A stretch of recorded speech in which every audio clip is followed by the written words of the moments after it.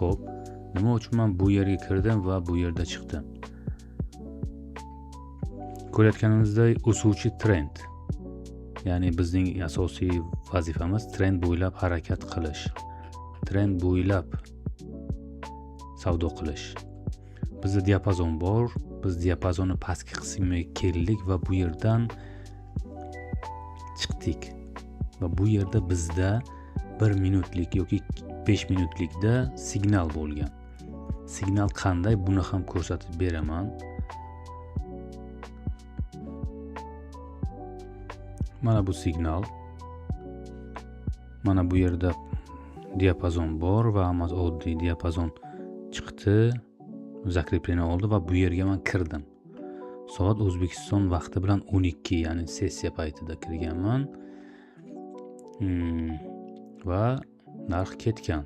Nimaga men imенно bu yerga yopganman? Bu yerda take profit bor edi. Take profit avtomatik yopdi va ko'rganlaringizdek idealniy ishlab bergan. Shu yerda yopilib pastga ketgan. Bu juda idealniy men uchun.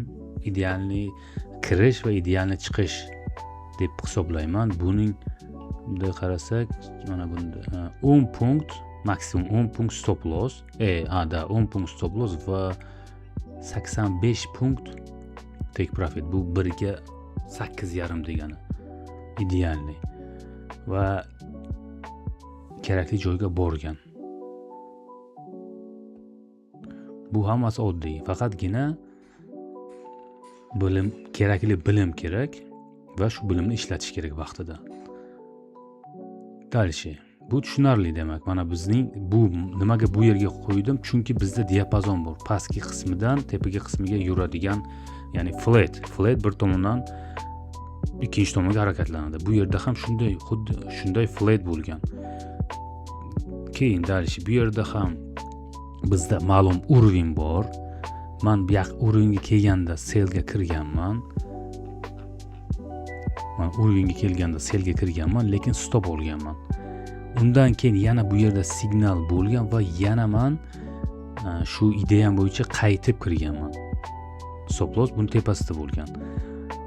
Va bu ko'rayotganimizdek chotki ushlab bergan. Chotki, bu ham idealniy men uchun.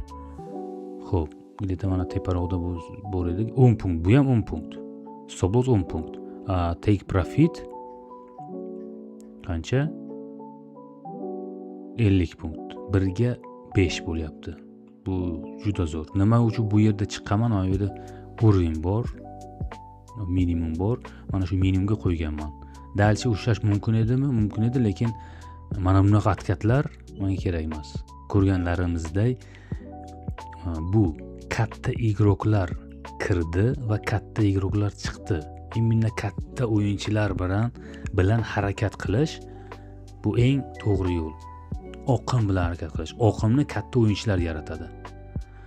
Va shu bo'yicha harakat qilish eng to'g'ri yo'l.